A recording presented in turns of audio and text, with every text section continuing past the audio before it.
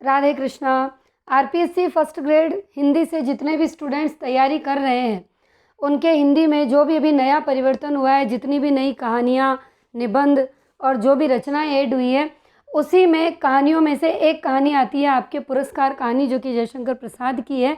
और वही कहानी इस वीडियो में आपको मैं पढ़ाने वाली हूँ। मैं Kavita Totla, lecturer in Hindi, government of Rajasthan.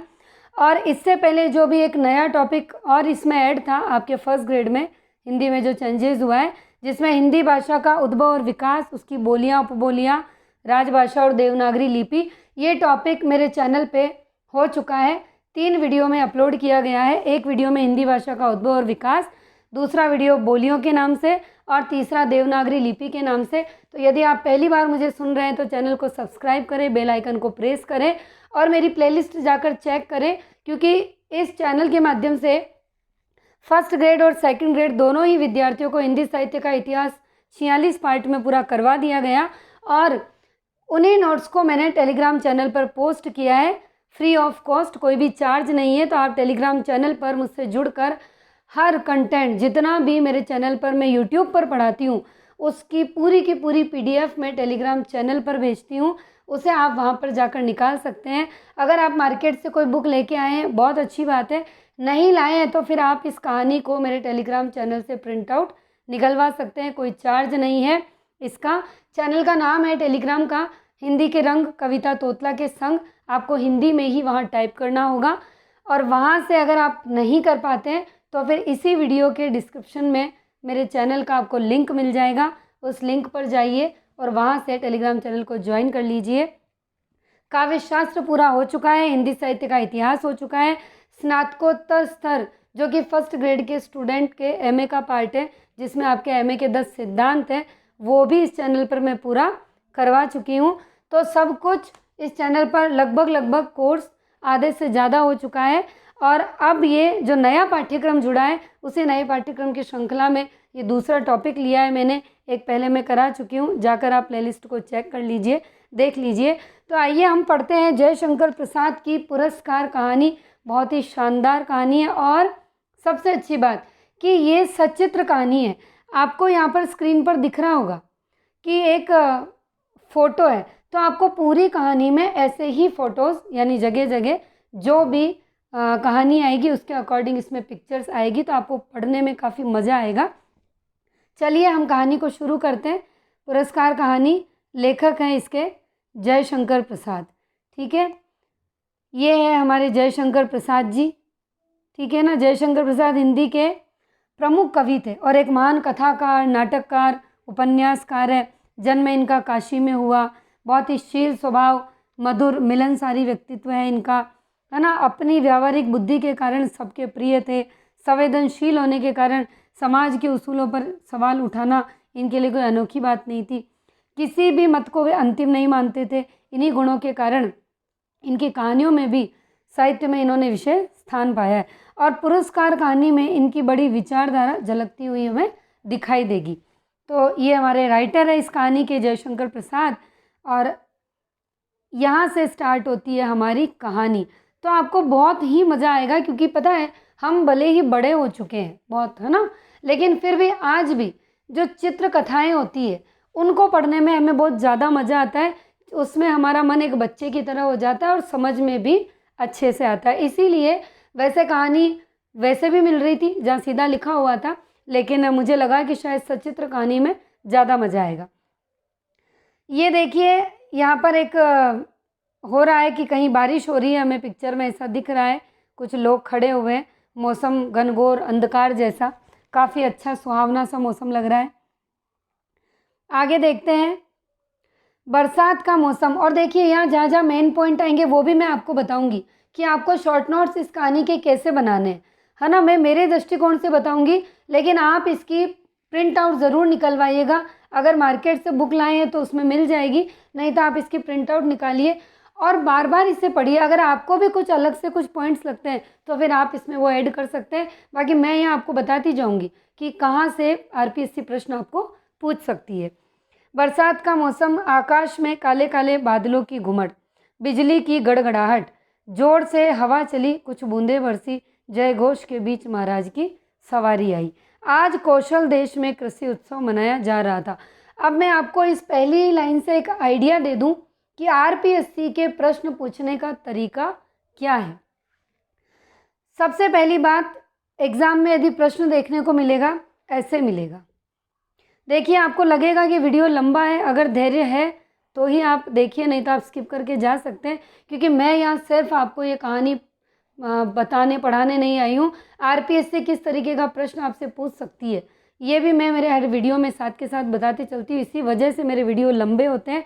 और फिर कुछ स्टूडेंट होते हैं, कुछ असामाजिक तत्व होते हैं जिनको तैयारी नहीं करनी होती है, लेकिन वो फिर ये कहते हैं कि मैडम ये वीडियो तो 5 या 10 मिनट का था, लेकिन आपने हमारा इतना समय ख़राब कर दिया। तो मेरे भाइयों और बहनों, यदि आपको लगता है कि समय ख़राब है तो फिर आप स्किप करके जा सकते हैं, क्योंकि मैं केवल रट्टा नहीं मारूंगी, मैं एग्ज़ाम के दृष्टिकोण से जहाँ भी जो होगा वो बताऊंगी, क्योंकि मैं अभी 2020 में ही व्याख्याता का एग्ज़ाम फाइट करके आई हूँ। तो मुझे इतना तो आइडिया है कि आरपीएससी का जो पेपर पैटर्न बदला है प्रश्न पूछने का, उसमें वो किस तरीके से प्रश्न पूछती है। तो हो सकता है कि मेरे अनुभव आपके काम आए, और किसी को लगता है कि मेरे अनुभव बेकार है तो वो वीडियो को स्किप करके जा सकता है। आरपीएससी प्रश्न पूछेगी, ध्यान से सुनिएगा। सीधा सा प्रश्न नंबर 4 आपको पेपर में देखने को मिलेगा। इन्वर्टेड कोमा, बरसात का मौसम, आकाश में काले काले बादलों की घुमड़, बिजली की गड़गड़ाहट, जोर से हवा चली, कुछ बूंदें बरसी, जयघोष के बीच महाराज की सवारी आई, इन्वर्टेड कोमा बंद। और यह जो पंक्तियां हैं ये किस कहानी से ली गई है, और या फिर ये पूछेगा ये इन पंक्तियों के रचयिता कौन है, इन पंक्तियों के रचयिता कौन है, या फिर उपर्युक्त पंक्तियां आरपीएससी के जो पाठ्यक्रम है हिंदी का, या उपर्युक्त पंक्तियां किस कहानी से ली गई है। तो आपको पता होना चाहिए पुरस्कार कहानी से ली गई है, और अगर आपको रचयिता पूछ ले तो जयशंकर प्रसाद। पहला तरीका तो ये आरपीएससी के प्रश्न पूछने का, ठीक है, ये मैंने तरीका बताया है।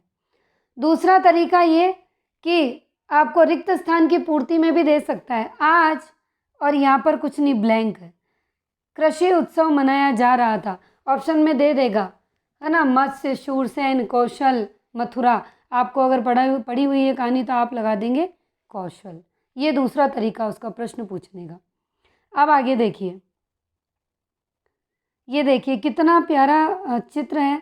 हम जब चित्र देखते हैं तो हमें लगता है कि कहानी बहुत ही ज़बरदस्त होगी, कि यहाँ से ये मधुलिका थाल लेके खड़ी है, इधर से राजा की सवारी आ रही है खेतों में। अब जो भी आगे होने वाला है उसके बारे में कुछ बताती हुई है कहानी, कि यहाँ पर कोई थाल लेके एक युवती खड़ी हुई है, और इधर से राजा की सेना, राजा स्वयं आ रहा है। अब आगे क्या होने वाला है। इस दिन, किस दिन, यानी कौशल में जो कृषि उत्सव मनाया जा रहा है, तो इस दिन महाराज को एक दिन के लिए किसान बनना पड़ता था। इम्पोर्टेंट लाइनें लिख लेना कि महाराज को कितने दिन के लिए किसान बनना पड़ता था, एक दिन के लिए। जमीन के एक चुने हुए टुकड़े में वे हल चलाते और बीज बोते थे। जमीन के असली मालिक को जमीन की 4 गुना रकम देते थे और खेत राजा के हो जाते थे। इम्पोर्टेंट लाइन पहली लिख लीजिए कि कौशल देश में कृषि उत्सव मनाया जा रहा था, और राजा को कितने दिन के लिए किसान बनना पड़ता, एक दिन के लिए। राजा जो होता था वो उस जमीन के असली मालिक को कितना गुना रकम देता था, 4 गुना रकम देता था। ठीक है, ये आपके 3 फैक्ट हो गए। अब आगे देखिए, ये फिर कुछ पिक्चर है। यहाँ पर ये युवती है, हाथ में माला है, और इधर ये राजा है, बिजली कड़कड़ाहट हो रही है। और अब आगे क्या हो रहा है ये हम देखते हैं। यहाँ उस साल मधुलिका की ज़मीन चुनी गई थी। अब जो ये कृषि उत्सव मनाया जा रहा था, जिसमें एक रूल था कि राजा एक दिन के लिए किसान बनेगा, और जिसकी भी ज़मीन पर वो बुआई करेगा, जोतेगा, उसको 4 गुना रकम वो देगा। तो ये सारी प्रक्रिया करने के लिए जिसकी ज़मीन चुनी गई थी, वह किसकी चुनी गई थी, मधुलिका की। तो ये लिख लीजिए आप कि ज़मीन जिसकी चुनी गई थी राजा के बोने के लिए, जोतने के लिए, वो एक मधुलिका यानी एक युवती की ज़मीन थी। कौशल के सभी निवासी उसकी ज़मीन पर जमा हो रहे थे। किसकी ज़मीन पर, मधुलिका की ज़मीन पर। राजा सवारी से उतरे, सुंदर लड़कियों ने मंगल गान गाया, पंडितों ने मंत्र पढ़े, फिर राजा ने ज़मीन पर हल चलाना शुरू किया। लोगों ने फूल और खील बरसाए। खील किसे कहते हैं? बताशों को। खील का मतलब होता है बताशे। हम जो शादी पार्टी में जाते हैं ना, औरतें गीत गाने जाती है तो वहाँ पर बताशे, अब तो रिवाज नहीं रहा, अब तो पैसे देने लग गए, पहले बताशे ही बांटे जाते थे हर विवाह में या उत्सव में। कौशल का ये जो उत्सव था ये दूर दूर तक मशहूर था, यानी ये कौशल देश में हो रहा था उत्सव। अब आगे देखिए, यहाँ पर देखिए खेत बोया जा रहा है, जोता जा रहा है, और ये यहाँ पर ये युवती है, इसी युवती का नाम ही मधुलिका है, और राजा है जो वो ये काम कर रहा है, और ये ज़मीन मधुलिका की है। अब आगे देखिए, इसमें भाग लेने के लिए दूसरे राज्यों से भी लोग आते थे। उस साल मगध का राजकुमार अरुण आया था। कौन आया था? मगध का राजकुमार अरुण। अब आप लिख लेना कि अरुण कहाँ का था? मगध का था। हल चलाने के बाद राजा को क्या करना था? बीज बोना था। थाल में बीज उठाए मधुलिका राजा के साथ चल रही थी। ये देखिए यहाँ पर थाल में बीज उठाए ये मधुलिका राजा के बराबर साथ चल रही थी। अब आप में से इसमें से आरपीएससी के प्रश्न पूछने का एक तरीका और, ये आपको लाइन एज इट इज़ याद होनी चाहिए। जैसे प्रश्न पूछेगा कौन सा कथन असत्य है? पहला, कौशल प्रदेश में जो कृषि उत्सव था उसमें भाग लेने के लिए दूसरे राज्यों से भी लोग आते थे, बिल्कुल सही। उस साल मगध का राजकुमार अरुण आया था, बिल्कुल सही। तीसरी लाइन आपको देगा कि हल चलाने के बाद राजा को बीज बोना था, एकदम सही। थाल में बीज उठाए सैनिक राजा के साथ चल रहा था, ये गलत हो गया, क्योंकि राजा के साथ कौन चल रहा था? मधुलिका। तो ये हो गया तीसरे प्रकार का प्रश्न पूछना। यानी पहला मैंने आपको बता दिया, कोई पंक्ति दी जाएगी, पूछा जाएगा किस कहानी का है, किस राइटर का है। दूसरा आपको फिलप्स में दे दिया जाएगा। तीसरा आपको सत्य असत्य में, यानी कि 100 बातों की एक बात, आप किसी भी रचना का एक भी बिंदु छोड़ नहीं सकते। शॉर्ट नोट्स कम बनेंगे, लेकिन उस रचना को 1, 2, 3 बार आपको पढ़ना ही होगा, ठीक है। सब लोग राजा को देख रहे थे, लेकिन अरुण जो था वो किसे देख रहा था? मधुलिका को। कहाँ का था अरुण? मगध देश का। अब आगे देखिए, यहाँ पर ये पिक्चर में एक सैनिक दूसरे सैनिक से कुछ कह रहा है। यहाँ पर कुछ ऐसा हमें दृश्य दिखाई दे रहा है। अब देखिए आगे, राजा ने धीरे धीरे सारे बीज बो दिए, थाल खाली हो गया। राजा ने उसमें कुछ सोने के सिक्के डाल दिए, और ये जो सोने के सिक्के डाले ये क्या थी? ये ज़मीन की कीमत थी, जो हमने ऊपर पढ़ी ना, 1 दिन के लिए किसान बनेगा और 4 गुना उसकी ज़मीन की कीमत देगा, ठीक है। तो ये जो कुछ सोने के सिक्के थे ये उस मधुलिका के खेत की क्या थी? कीमत थी। अब देखिए आगे क्या होता है। अब आएगा कहानी में ट्विस्ट, अब बहुत ही शानदार है। मधुलिका ने थाली को प्रणाम किया, फिर सिक्के उठाकर राजा पर वार दिए। मधुलिका ने क्या किया? जिस थाली में उसने सिक्के डाले उस थाली को, वैसे तो उसको लेना था नियमों से, तो क्योंकि वो 4 गुना उसका मूल्य था, और अब खेत किसका हो गया था? राजा का। लेकिन मधुलिका ने ऐसा नहीं किया। मधुलिका ने थाली को प्रणाम किया, थाली के अंदर के जो सिक्के थे उनको उठाकर और उसको राजा पर वार दिया। और उसके बाद बोलती है, कौन? मधुलिका, महाराज यह मेरे बाप दादा की ज़मीन है, मैं इसे ऐसे ही आपको देने को तैयार हूँ, लेकिन मैं बेचूंगी नहीं। क्या बोली मधुलिका? कि ये मेरे बाप दादा की ज़मीन है, आप चाहें तो इसे ऐसे ही ले लीजिए, लेकिन मैं इसका मोल नहीं लूँगी, यानी मैं इसे बेचूंगी नहीं। अब ये देखिए, ये मधुलिका ने थाली से सिक्के उठाए और ये राजा के ऊपर वारे। वारने का मतलब राजा के ऊपर वारे, ये वही दृश्य है। ये मधुलिका ने इस तरीके से ये कर रही है। ये सीन देख के आप समझ सकते हैं कि कुछ गुस्सा भी है राजाओं में, मंत्रियों में, और मधुलिका के खुद के अंदर बहुत गहरा दुख भी है। अब देखिए, जैसे ही मधुलिका ने ये कहा कि मैं इस ज़मीन को बेचूंगी नहीं, क्योंकि ये मेरे बाप दादाओं की है, आप चाहें तो इसे ऐसे ही ले लीजिए, तो मधुलिका का तो ये कहना हुआ, और जो मंत्री खड़ा था उससे लगा कि ये तो ऐसे बोल रही है जैसे हम खैरात में ले रहे हैं, उनका भाव ये लगा।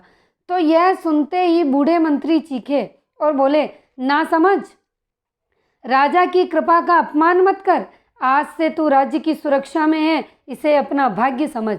यानी कि तू जो ये कर रही है तो ये इससे क्या हो रहा है, राजा का अपमान हो रहा है और तुम ऐसा नहीं कर सकती, बल्कि आज से तुम इस राज्य की सुरक्षा में हो तो तुम इसे अपना भाग्य समझो कि राजा जी ने तुम्हें अपनी सुरक्षा में ले लिया है। अब आगे देखिए, यहाँ पर मंत्री राजा से कुछ कह रहा है इस पिक्चर में, जैसा हमें लग रहा है, और राजा वो भी कुछ कह रहा है, या दोनों में आपस में कोई बातचीत हो रही है। अब देखते हैं। अब यहाँ पर राजा पूछता है, जैसे ही मंत्री चीखा और बोला तो राजा ने पूछा, कौन है ये लड़की? तो मंत्री कहता है, महाराज ये वीर सिंह मित्र की बेटी है, लिख लीजिए इसे। मधुलिका कौन थी? वीर सिंह मित्र की बेटी थी। कौन थी मधुलिका? वीर सिंह मित्र की। सिंह मित्र वही, अब वो बता रहा है कि सिंह मित्र कौन है, ये राजा को मंत्री बता रहा है। सिंह मित्र वही जिसने वाराणसी की लड़ाई में कौशल को मगध से बचाया था।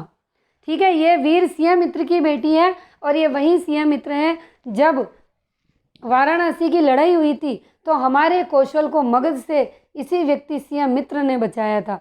राजा कुछ सोचने लगा, फिर बिना कुछ कहे अपने शिविर की ओर लौट आए। अब राजा ने वहाँ मधुलिका से कुछ नहीं कहा, बस उन्होंने मंत्री से पूछा, मंत्री ने बताया कि ये उसकी बेटी है, और ये सुनकर वो शिविर की ओर लौट आए और जय घोष के साथ वो जो कौशल का उत्सव था वो संपन्न हो गया। अब देखिए, यहाँ पर हमें एक सीन दिख रहा है कि यहाँ पर मधुलिका एक वृक्ष के नीचे आराम कर रही है। पीछे से कोई युवक है जो इस मधुलिका को देख रहा है और यहाँ पर एक घोड़ा बंधा हुआ है। अब ये चित्र क्या कहता है, इसकी कहानी आगे है। रात हुई पर राजकुमार अरुण की आंखों में नींद कहाँ। अब वो समाप्त हो गया सारा उत्सव, अब क्या हुआ, रात हो गई, लेकिन राजकुमार अरुण की आंखों में नींद नहीं आई। वह अपने घोड़े पर सवार होकर बाहर निकल पड़ा। घूमते घूमते एक बरगद के पेड़ के पास पहुंचा।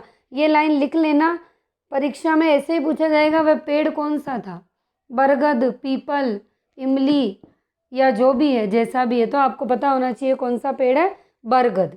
प्रश्न ऐसे ही पूछे जाएंगे आपसे। पेड़ के नीचे हाथ पर सिर रखकर मधुलिका सो रही थी। अब इस बरगद के पेड़ के नीचे कौन सो रहा था? मधुलिका सो रही थी। सोई हुई मधुलिका बहुत ही सुंदर और भोली जान पड़ती थी। अरुण चुपचाप एक टक उसे क्या कर रहा था, देख रहा था, सोई हुई मधुलिका को। अब देखिए, यहाँ पर फिर से वही चित्र, मधुलिका की दृष्टि कहीं दूर किसी मतलब पहाड़ के उस तरफ देख रही है। पता नहीं ये क्या कहना चाह रही है या इसके मन में कुछ और चल रहा है। इस चित्र को देखकर ऐसा ही लगता है, आगे पता चलेगा कि ये पीछे क्यों देख रही है दूर तक। अब देखिए, अचानक कोयल बोल उठी और मधुलिका की नींद टूटी और सामने एक अपरिचित को देखकर वह उठ बैठी। अब अरुण बोला, मैं मगध का राजकुमार हूँ, आज सुबह तुम्हें उत्सव में देखा था, तभी से तुम्हारे साहस और सुंदरता का पुजारी बन गया। अब आपसे परीक्षा में पूछा जाएगा कैसे, मैं फिर प्रश्न बता रही हूँ।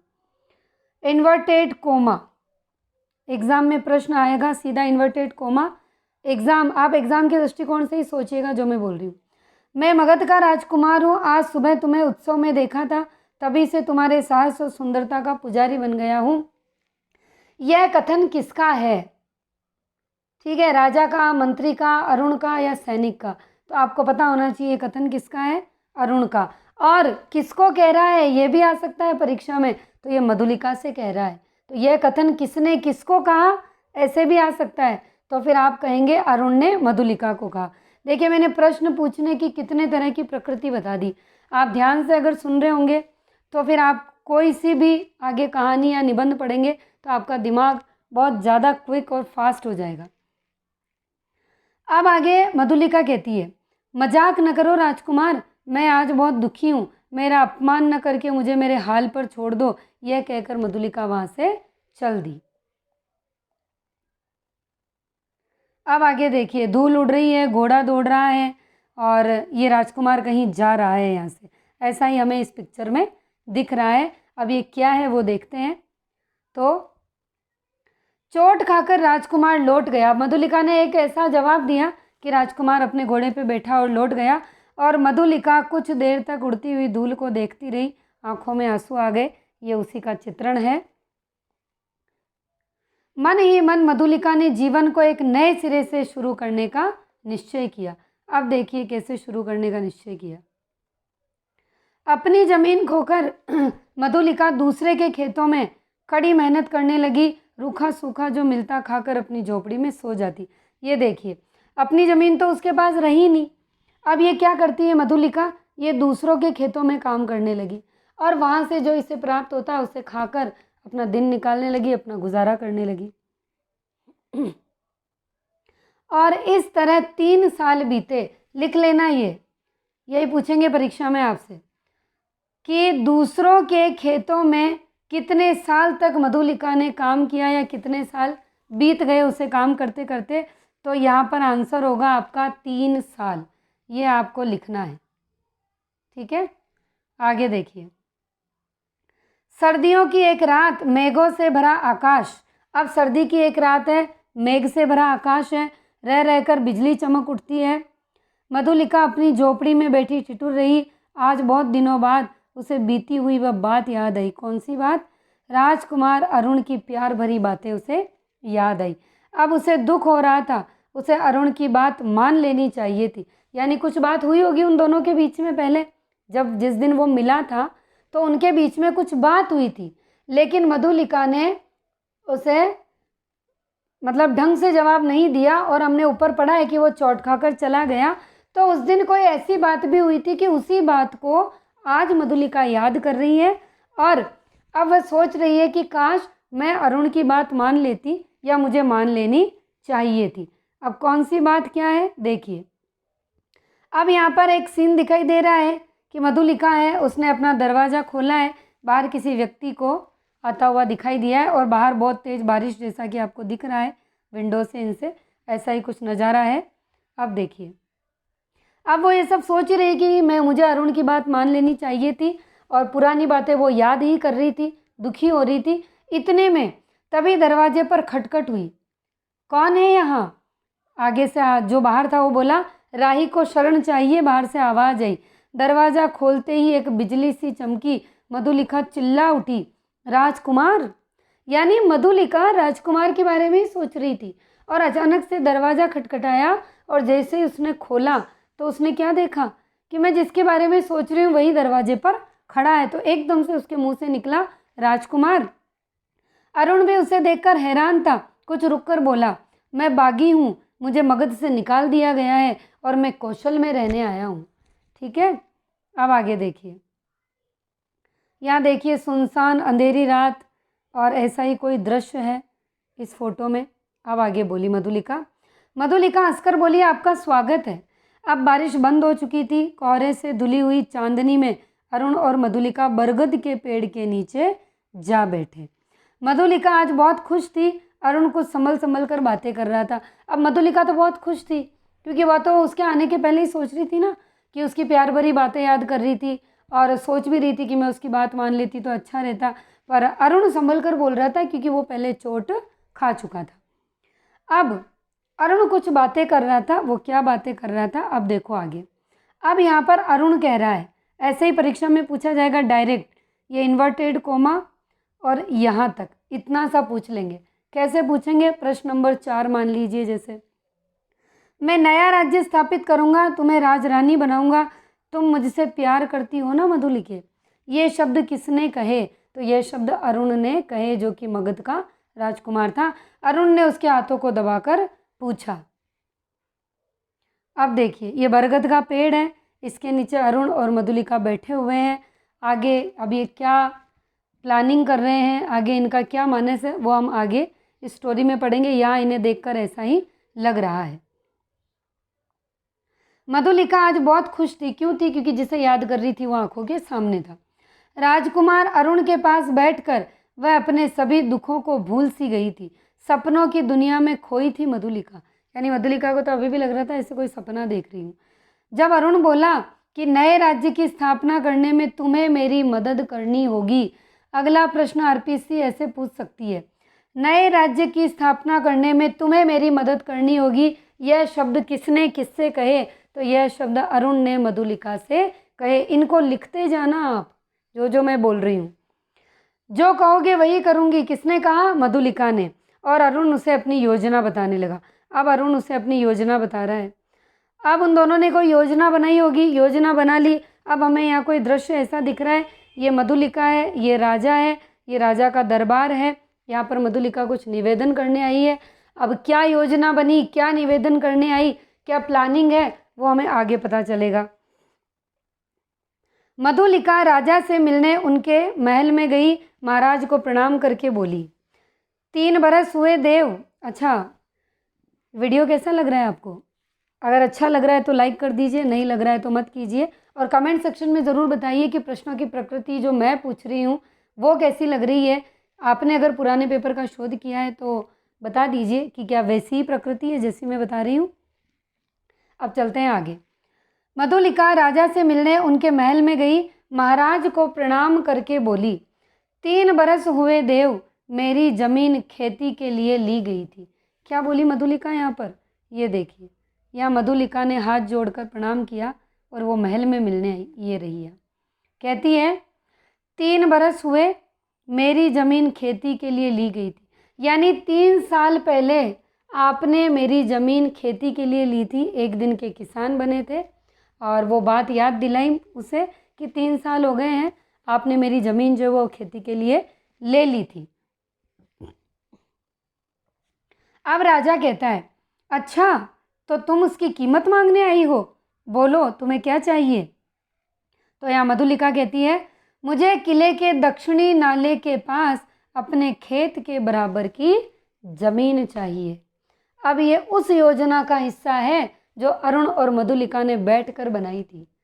अगर आपका दिमाग चल रहा हो तो ये उसी योजना का हिस्सा है।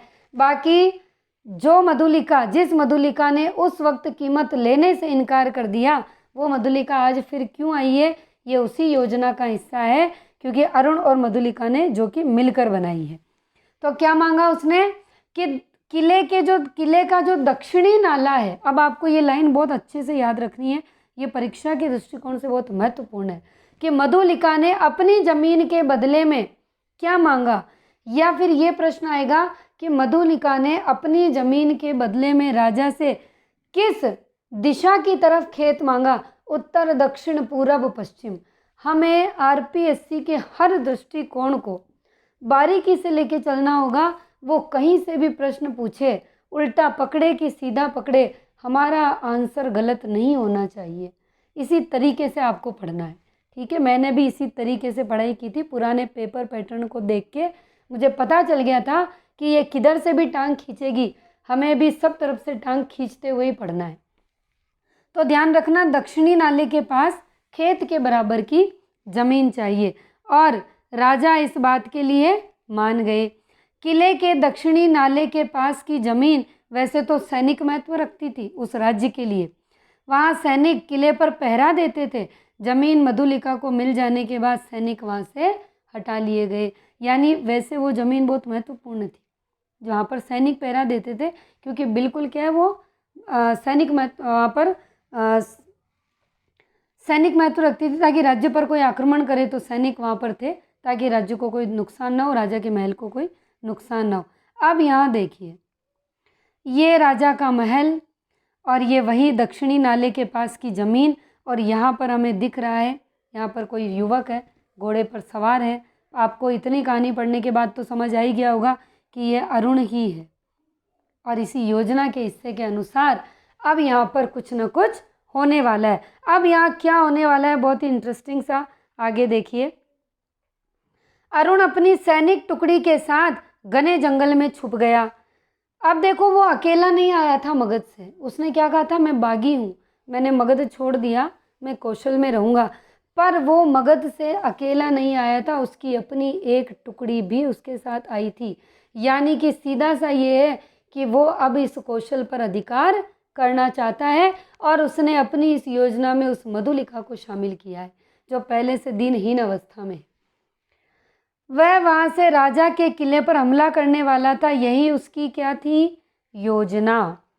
मधुलिका का दिल उसे धिक्कार रहा था। अब देखिए, मधुलिका ने अरुण के कहे अनुसार योजना में उसका साथ दिया। महल में जाकर राजा से वो सब मांग लिया जैसा जैसा अरुण ने कहा, और मधुलिका अपनी झोपड़ी में आ गई थी। अरुण अपनी एक टुकड़ी लेकर वहाँ पर चला गया था। मधुलिका को ये सब चीज़ें पता थी कि अब ये सब होने वाला है, और उसने राजरानी के स्वप्न उसे मधुलिका को दिखाए थे। पर ये सारा कांड करने के बाद मधुलिका जो है, अब उसकी आत्मा उसे कचोट रही थी, उसकी आत्मा उसे धिक्कार रही थी। क्यों धिक्कार रही थी? उसका एक बहुत बड़ा रीज़न था कि मेरे पिता ने तो कौशल को बचाया। वह वीर सियामित्र की कन्या थी। उसके पिताजी ने मगध से तो कौशल को बचाया था वाराणसी के युद्ध में, है ना, और उन्हीं की बेटी होकर मैं दुश्मन की मदद कर रही हूँ। अब मधुलिका को ये महसूस होने लगा कि मैं जो करके आई हूँ वो बहुत गलत करके आई हूँ, कि मेरे पिता ने तो अपने कौशल को बचाने के लिए अपनी जान दे दी, और मैं उनकी बेटी होकर अपने ही देश की मैं दुश्मन के साथ मिलकर अपने देश से क्या कर रही हूँ? गद्दारी कर रही हूँ। मैं अपने दुश्मन की मदद कर रही हूँ, उसकी मतलब मीठी मीठी बातों में उलझ कर। नहीं, कभी नहीं। अब उसकी आत्मा उससे कहने लगी कि नहीं, कभी नहीं। अब ये देखिए, यहाँ पर हमें एक चित्र दिख रहा है, ये मधुलिका है, ये राजा है, ये सैनिक है। और अब देखिए यहाँ पर वापस क्या हुआ। पहले गई थी महल में दक्षिणी नाले के पास वाले की ज़मीन मांगने कि मुझे मेरे खेत के बराबर की ज़मीन चाहिए। अब उसे फील हुआ और वापस से आई। अब देखिए, अपने को चित्र में ही लग रहा है कि शायद राजा से फिर से माफ़ी मांग रही है, या फिर राजा से और कुछ मांगने आई है। क्या करने आई है, आगे पढ़ते हैं। अब यह सोचकर वह इधर उधर भागने लगी, है ना। उसका ज़मीर उसे धिक्कारने लगा, उसकी आत्मा उसे कचोटने लगी। सामने से कौशल देश के सेनापति, अब ये सेनापति है, ये राजा नहीं है, ये सेनापति है। जब मधुलिका ये सब सोच रही थी, उसकी आत्मा धिक्कार रही थी, ये सेनापति कुछ सैनिकों के साथ उधर से निकलता है। तो सामने से कौशल देश के सेनापति, जैसा कि हमें यहाँ दिख रहा है, अपनी सैनिक टुकड़ी के साथ आते हुए दिखाई दिए। यहाँ पर वह उनके पैरों पर गिर पड़ी और बोली, ये देखिए, ये पैरों में गिर पड़ी और बोली, क्या बोली वो?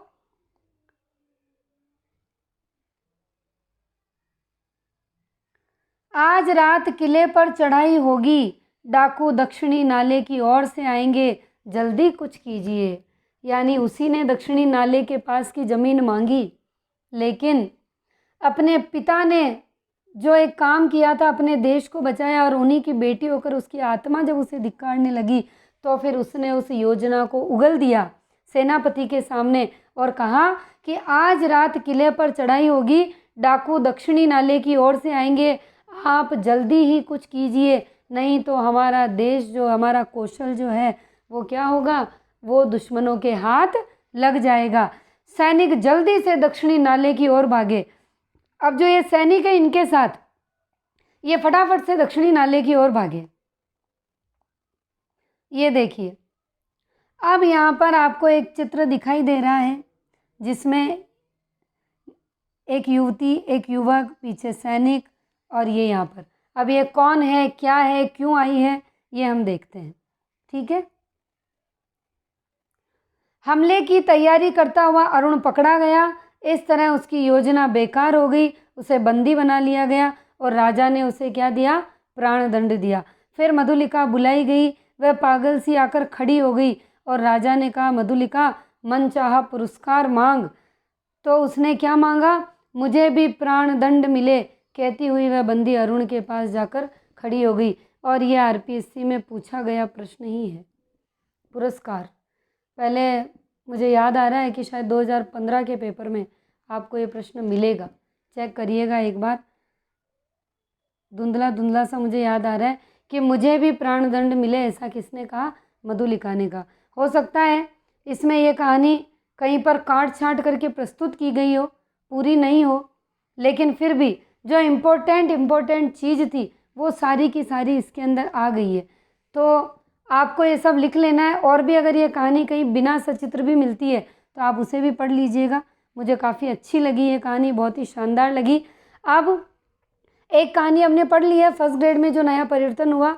अब हम दूसरी कहानी पढ़ेंगे जो हमारी कहानियों में, वैसे हमारे टोटल 3 कहानियाँ हैं फर्स्ट ग्रेड में, कफन, पुरस्कार, यही सच है।